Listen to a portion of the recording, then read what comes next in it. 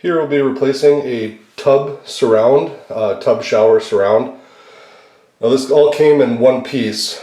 It was part of the original home, and they brought this in obviously when all the walls weren't finished or anything like that, so it was a lot easier for them to get this behemoth in here. So what we'll need to do is go ahead and cut everything out in manageable chunks in order to go ahead and haul it outside. What I did get was just a regular tub and then a separate surround that we'll show you when I get that put back up. But first things that you're going to need to do is go ahead and remove all of the pieces here. So you're going to need to remove the drain, this max fill drain here, the faucet, and then obviously the controller as well. Now you may need to go up and remove this. I don't think I'm going to need to do that because I'll just cut right below it, but you might have to remove that pipe here as well. Now the thing with the bottom drain, they do sell a tool that can go in. These just typically screw off here, but they'll sell a tool to be able to get the actual drain where the tub affixes to the drain pipe as well. Now they may sell that. This is apparently the longest screw ever. But there's a cross in the bottom of this that will that has a tool that can go in there. Now I didn't buy the tool, but what you can do is just use it like a thick needle nose plier and jam it into the little holes down there, and then twist in order to get this whole thing off. So I'm not going to have you watch that until I get this entire thing off, but when I get to that point I'll go ahead and show you how I'm doing that. But the other thing you're going to need to do, this is fixed directly to the studs. So what we'll have to do is go ahead and cut just above the surround there all the way around. I'm going to cut evenly, and that should then, I'll pull the drywall off, and that should go ahead then expose the screws where I can back those out. Then I'll be cutting this, cutting it up probably into 3 sections, I'm thinking, something like that, in order to be able to haul it out. One big thing you're going to want to remember is not to cut too deep on the drywall or on the this tub surround. There could very well be wires or plumbing or something behind there. So setting your blade of whatever you cut with, I'm going to just use a zip saw. Whatever you cut with, setting that blade as shallow as you can while cutting is going to be extremely important, so you don't cut through any wires or any existing plumbing or drain or anything like that. So we'll get going. There we go. I wanted to show you where I was at so far here. So what I've done is remove and this is actually pretty disgusting, so I hope you're not eating, but with 20 years of sitting in here, of how old the house is, there's a lot of stuff that goes ahead and accumulates. And then of course, when you have a teenage daughter who sheds like a wildebeest, well, then that goes ahead and clogs up the drain too. But good thing is that we're going to go ahead and replace everything with good stuff. So I went ahead, replaced the top drain there, the overflow drain. Now I was going to go ahead and start unscrewing this, and I went ahead and did that. I tried to just unscrew it, which is how some of them come, but in the bottom, I don't know if you can see this, there's a set screw right in here, an Allen wrench set screw that's just going to need to come off. Now chances are when I take that off, or when I loosen that, this whole thing will probably slide right off, or be much easier to go ahead and unscrew, because it is connected to the pipe, which is then connected to the wall. So we're going to want to go ahead and be very careful when we start doing that. And then of course the on-off valve, or the valve here to go ahead and turn everything on and off. Just a few simple screws here, and then the plate that was sitting over here was kind of, I don't know if they used caulking or something like that, but you just had to use a little bit of muscle to get that off. Now as far as the drain goes here, as I was mentioning before, there's a tool that you can put in there. It's got like 4 teeth or whatever that you can put in and then unscrew. But if you don't want to spend the money on that, just using a thick needle nose pliers, kind of gripping it and then turning. And this whole thing should go ahead and come right out. So just like that, and it's just threaded in there, nothing too crazy. You're gonna have plumber's putty or something or silicone around there that you might have to break loose, but that shouldn't be too tough anyway. So I'm gonna go ahead, get those items removed, and then start cutting around the top on the drywall, as I was mentioning before, to try to expose the screws so I can remove this entire piece. Here's where I'm at so far. So I did cut all the drywall up above. You can about see where it's at on the side there.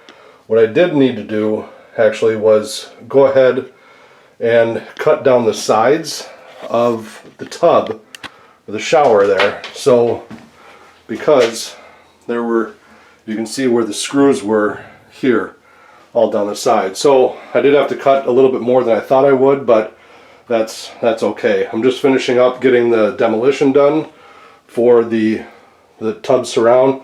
Just randomly cutting. Just very important, as I mentioned before, to use a shallow blade of whatever you're doing. I'm using a combination of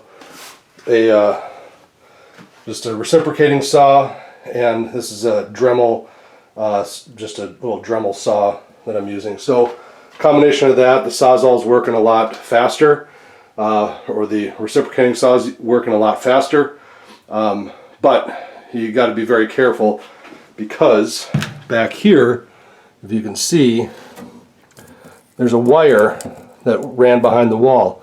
I didn't cut it or anything because I made sure I was shallow enough, but just got to be very careful as to when you're cutting, so you don't hit anything or nick anything there.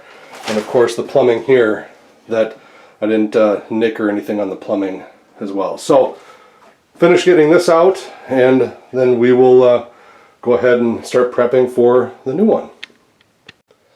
Since I had the tub out, I went ahead and did a couple of things. One, I went ahead and replaced this this drain right here.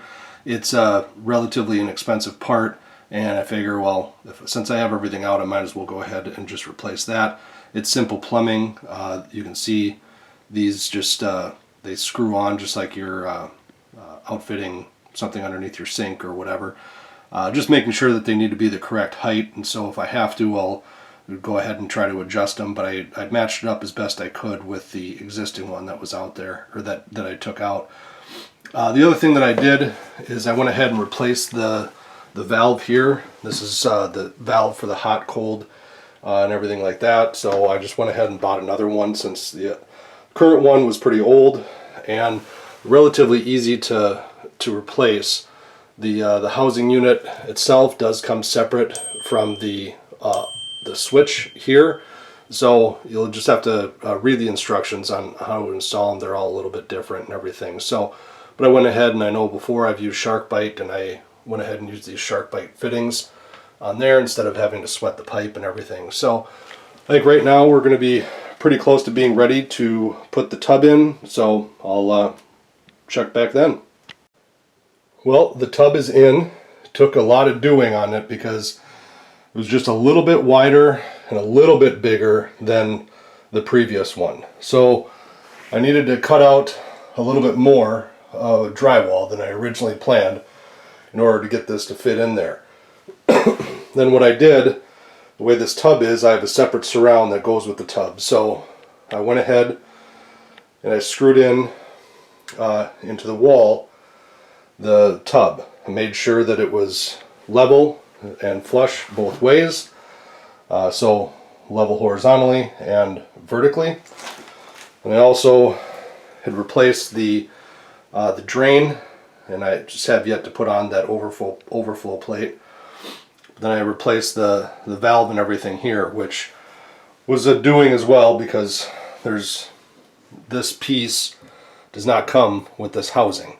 So the housing you need to buy separately, as well as this piece, and it's really kind of a God's guess on what is going to be better, or what's going to fit.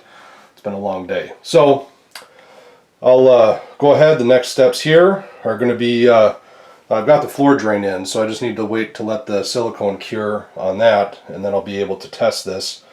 So that will probably happen tomorrow, but next steps then I'll be putting in the surround all the way. There's 3 pieces, and there's no need for caulking on this surround. It apparently just goes ahead and fits with this particular tub. So it'll be the surround and then the drywall back up there as well. So we'll be doing that next. We got the went ahead, got the surround in. So this came in 3 pieces. This is just specifically made for this tub. It's the Delta 5000 or something like that.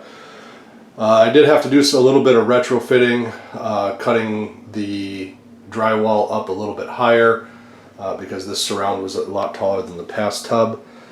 But everything else seemed to snap in pretty nicely. In the corners here at the seams comes in 1 back piece and then 2 side pieces. They go ahead and they just actually snap in right together. So I did have to do a little bit of modification up there where the shower spout comes out, just a little notch there, but everything else seems to go well. I went ahead and pressure tested everything and then also drain tested, and all it goes ahead and checks out. So this is actually it was a little bit tougher than I thought it was going to be, but it was interesting and good. So just have the trim left all around the top. I'm going to do a trim board instead of having to re-drywall tape and texture and stuff like that, because that's a pain and it would be tough just with the way that this is set up. So hope you learned something here. Go ahead, feel free to comment and subscribe for more videos. Thanks.